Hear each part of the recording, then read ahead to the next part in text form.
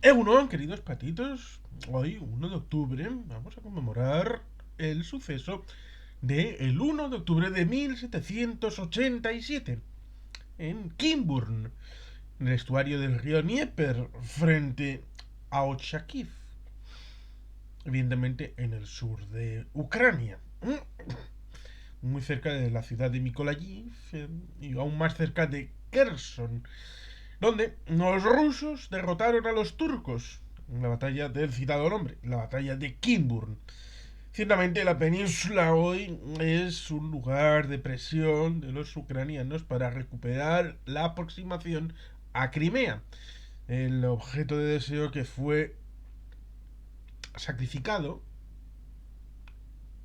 en 2014 con la dificultad de la memoria del memorándum de Budapest de 1994 que resguardaba en teoría la integridad territorial de Ucrania a cambio de la entrega de las armas nucleares de la Unión Soviética a el resultado de la herencia supuestamente de la Federación Rusa, cosa que en otro vídeo dijimos que era cuestionable la herencia de Rusia respecto a la Unión Soviética con la denuncia respecto al derecho de veto en la comunidad de las Naciones Unidas, concretamente respecto al Consejo de Seguridad que hizo Ucrania hace unos meses.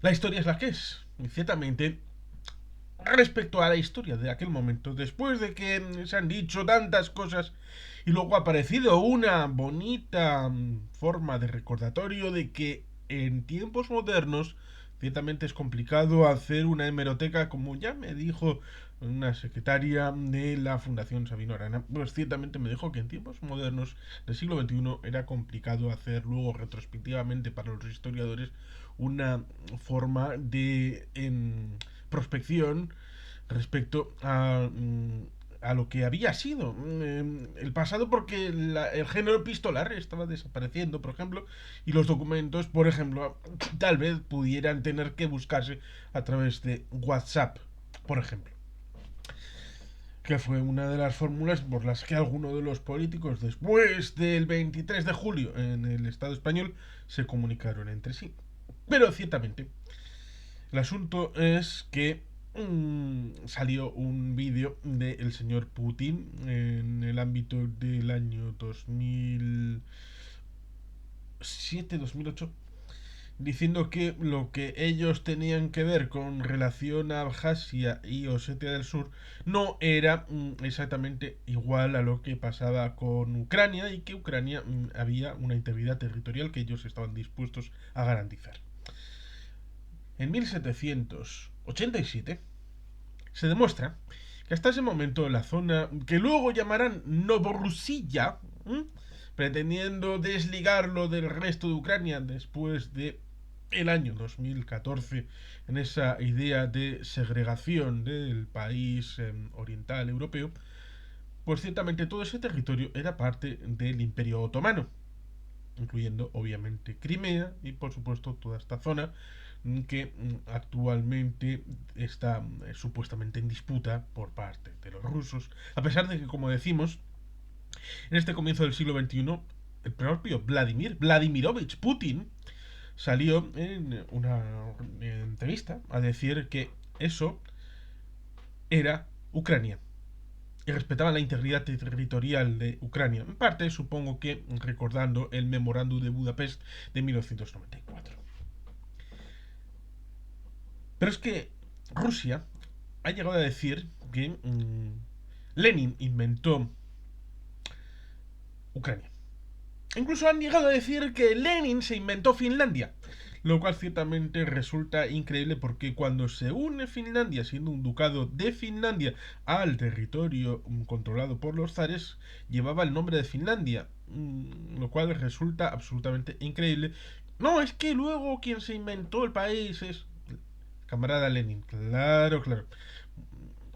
Pero es que la propaganda lo resiste todo y los propagandistas están dispuestos a difundir cualquier cosa con tal de hacerse notar entre los que defienden, y mucho más en el llamado Oblast de Latam, que incluye la península ibérica, por supuesto, incluye en el Oblast de Latam y se incluye a todo aquel que se comunica en castellano.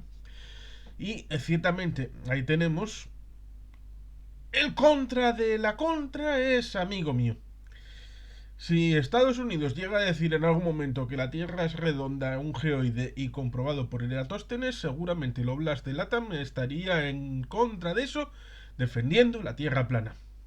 No tengo la menor duda.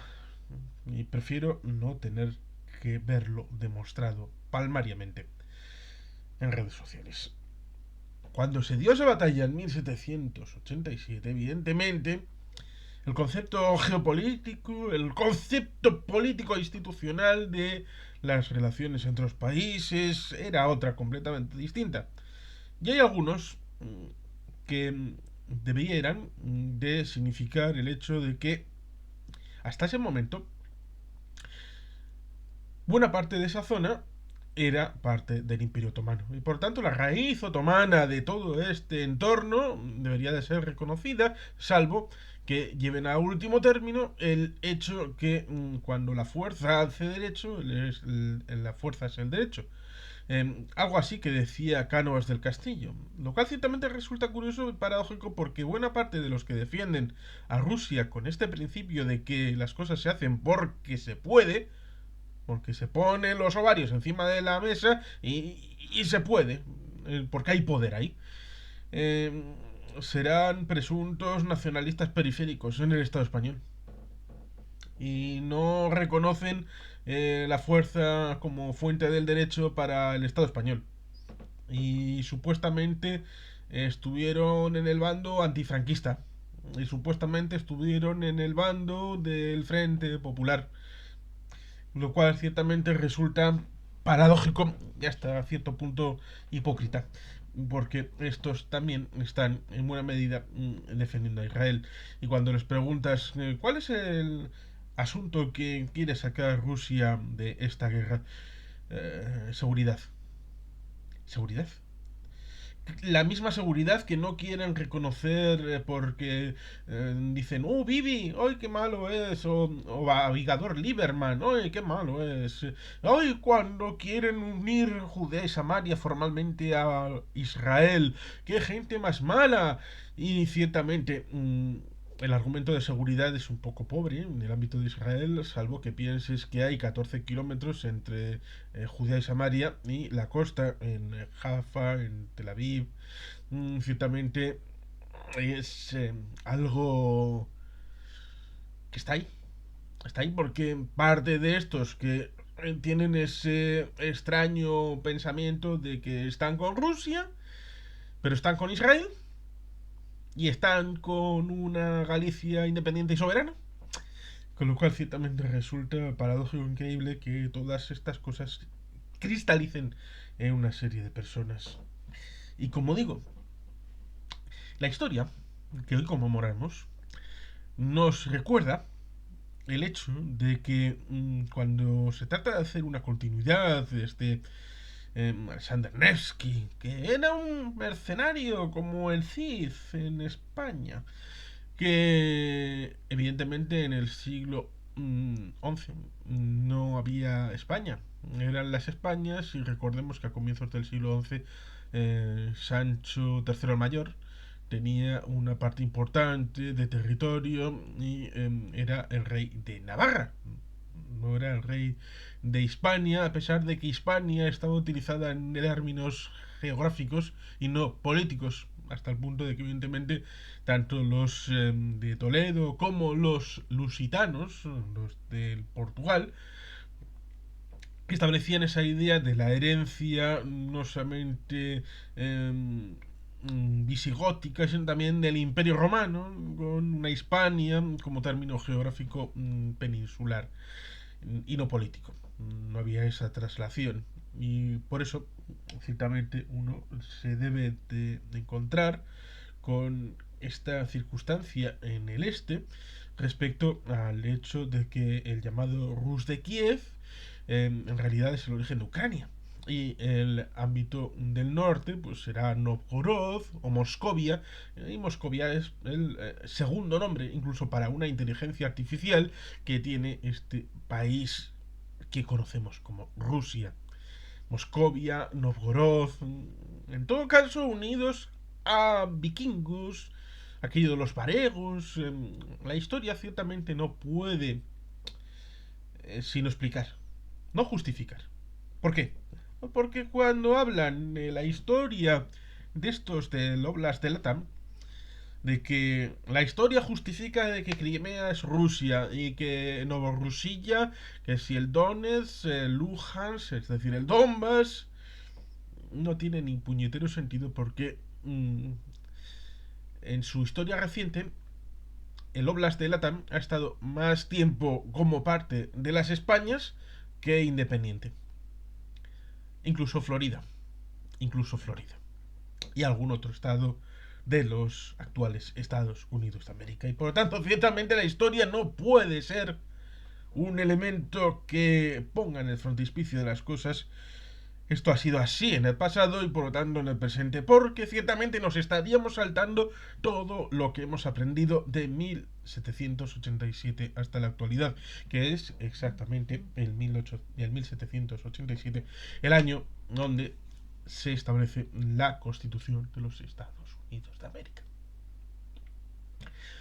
Y no solamente eso, sino que después hemos aprendido en el siglo XIX, desde las convenciones aquellas en Viena, del Congreso de Viena, la paz de Metternich y la paz de Bismarck en el ámbito europeo. Hemos aprendido del Versalles, hemos aprendido de Nuremberg, hemos aprendido de la Primera y la Segunda Guerra Mundial, hemos aprendido de la Sociedad de Naciones, hemos aprendido de la Organización de Naciones Unidas y hemos aprendido de la construcción europea y hemos aprendido de muchos elementos relacionados con los derechos humanos y con las relaciones internacionales. Hasta el punto de que debemos entender el hecho de que la ciudadanía tiene importancia, pero el derecho a la autodeterminación tiene también sus límites.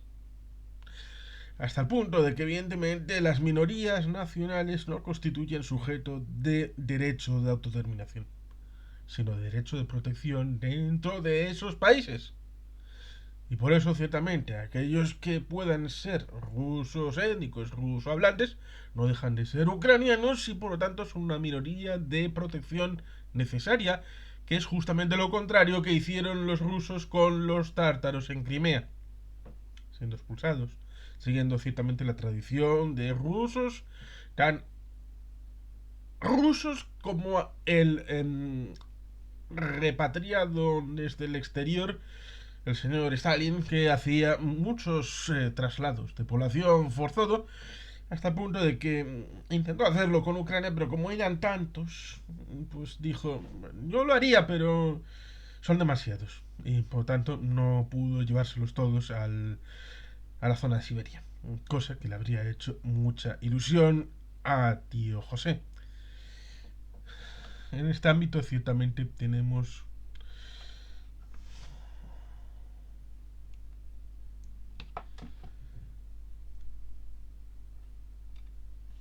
el asunto de Prigozhin.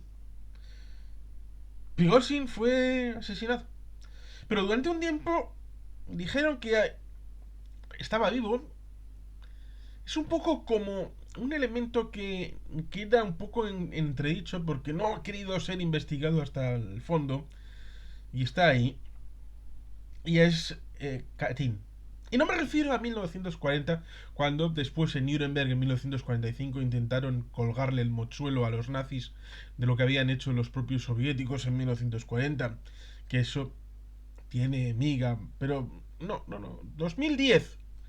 ¿Qué pasó con esos aviones en 2010 cuando... Yo creo que sí, yo creo que Rusia los bajó a tierra. Lo mismo que bajó a tierra el avión de Prigozhin. No fue un accidente. Fue un asesinato. Lo cometieron ellos.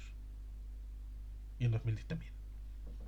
Por lo tanto, ciertamente Rusia, el problema es para esta guerra. Porque Hay gente que es pacifista, supuestamente, y dice, queremos la paz. ¡Uy, miren! No quieren acoger a los pacifistas y a aquellos que quieren cambiar el ejercicio de la milicia en el ámbito occidental, o hablan de Ucrania, o hablan de Lituania, o hablan de Polonia. Ya sabemos que les importa un huevo la vida de los rusos, de los soldados rusos. A los del Oblast de Latam, a los piutinejos y evidentemente a quien evidentemente tampoco le importa un huevo en la vida de los soldados rusos es al Kremlin y al señor Putin. Puede gastar sin límite como hacían los soviéticos en la Segunda Guerra Mundial. Es tirar carne en la picadora y ya está, y para adelante, y hasta donde se pueda. La destrucción de la economía, la destrucción del ámbito político, cultural, social, demográfico, las minorías étnicas no eslavas y por lo tanto no blancas. Es algo que está siendo destruido por Rusia, un genocidio interior que pocos denuncian y por supuesto los putinejos no lo harán, lo mismo que no les importa la destrucción de la vida de los soldados rusos. Como supuestamente hay más, pero crisis demográfica la tienen los rusos. En el año 2022 ya perdieron población los rusos y los chinos. Los dos países bajaron en población respecto al 2023. Con lo cual, ciertamente, la situación no es agradecida, no es fácil y es complicada. ¿Cómo se puede conseguir la paz? Pues la paz se puede conseguir fácil, que se vayan a su puñetera casa y eso es lograr la paz con algún tipo de búsqueda en la historia, porque esto fue Ucrania, esto fue Rusia, porque dijeron, es que veo el mapa del siglo XVIII y no veo Ucrania aquí. Y hubo gente que sacamos mapas del siglo XVIII donde ponía Ucrania. Es decir, aparecía Ucrania en el mapa. Incluso en el propio mapa que supuestamente Putin estaba enseñando, siglo XVIII, un mapa francés del siglo XVIII, pues en ese mapa francés aparecía Ucrania. Y por lo tanto, ciertamente, la historia está ahí, pero para explicar. Desde 1991, cuando el primero que se independiza es Rusia en 1990, el primero en destruir la Unión Soviética es Rusia en 1990, el resto viene después. Pues en 1991, el 23 de agosto, cuando se produce formalmente la independencia de Ucrania, hay unas zonas que son Ucrania. Y es con las que entra en Naciones Unidas con una nueva bandera. Porque Ucrania es miembro de Naciones Unidas desde 1945, como hemos dicho varias veces en este canal. ¿Por qué? Pues porque pensaba el mundo y británico, a pesar de que es uno, va a entrar con varios países y por lo tanto, para equilibrar las votaciones en la Asamblea General, queremos que la Unión Soviética entre con varios países.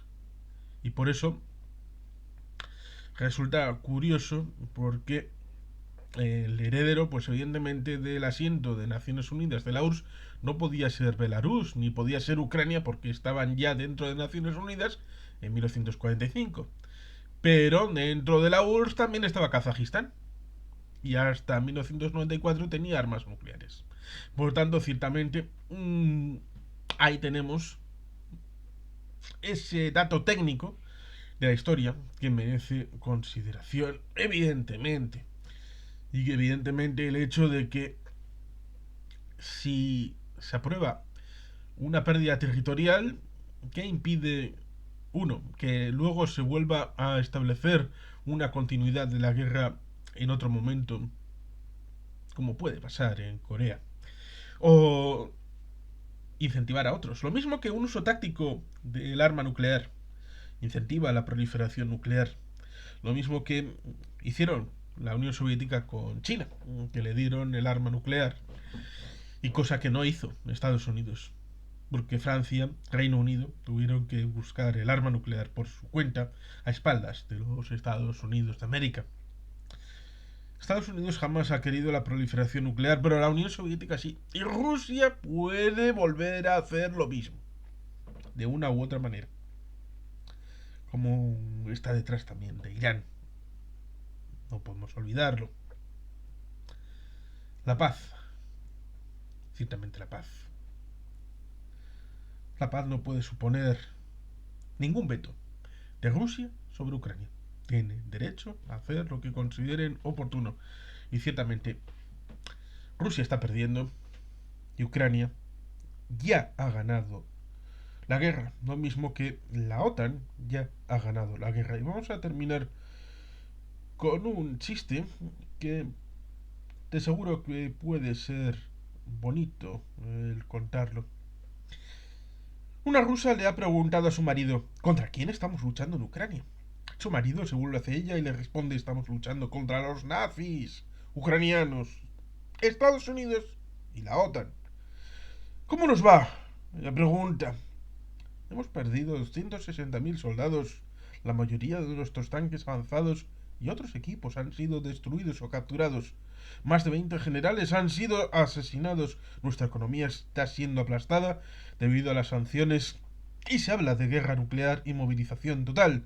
¡Dios mío!, replicó la esposa antes de preguntar. ¿Que han perdido la OTAN y los Estados Unidos?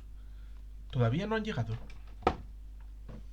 Así pues, toda la gloria, a pesar de los que defendemos Ucrania en la historia y aquí en el presente, pues seguramente cuando gane Ucrania nos querrán felicitar y no diremos ni sí ni no, pero realmente los únicos que están ganando, porque es su vida la que está en juego, es su país el que está en juego, es aquellos que en aquel momento estaban en 1787 entre dos aguas, y nunca mejor dicho, en la península de Kinburn, en el río Dnieper, entre la situación de los rusos, de los otomanos,